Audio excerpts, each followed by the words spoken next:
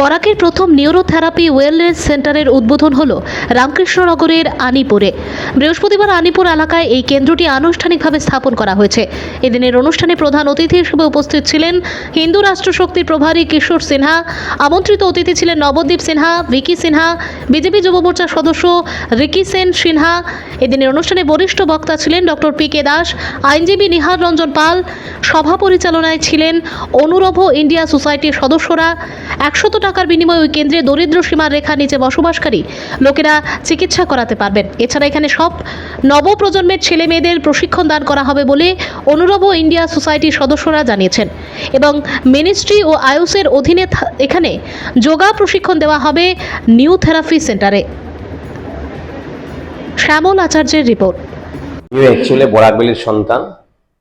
আমার পুরো নামটা হচ্ছে ডক্টর প্রান্তোষ কুমার দে। তো সবার আগে এখানে প্রতিটি জনসাধারণকে এবং এখানে যে এই মহত্ব গুরুত্বপূর্ণ একটা মহৎ চিন্তাধারা নিয়ে আমার অনুপ কুমার সিনহা যে কথাটি রাখলেন, এতক্ষণ আমি বসে শুনলাম।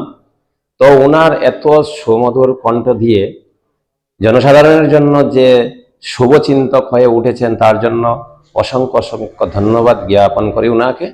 আর এখানে বিশেষ অতিথিগণ এবং এই আনিপুর তথা করিমগঞ্জ জেলার প্রতিটি জনসাধারণের শ্রীচরণ বড়দের শ্রীচরণে নমস্কার জানিয়ে এবং আমার সাথীদেরকে জানাই যে বরাকবেলিতে যদি এরকম কোনো একটা সিস্টেম হয় তো সেটাকে আরো আগ বাড়িয়ে নেওয়ার জন্য, আরো প্রসার লাভ করার জন্য এবং ওনাকে আরো বেশি ক্ষমতা দেওয়ার জন্য এবং সাপোর্ট দেওয়ার জন্য, যাতে এই ড্রাগলেস থেরাপি যেটা ওইটাতে কোনো মেডিসিন ইউজ করা হয় না এবং যে ট্রিটমেন্টগুলো অ্যালোপ্যাথিতে সম্ভব হয় না সেই ট্রিটমেন্ট এই নিউরোথেরাপির মাধ্যমে কিওর করা যায়।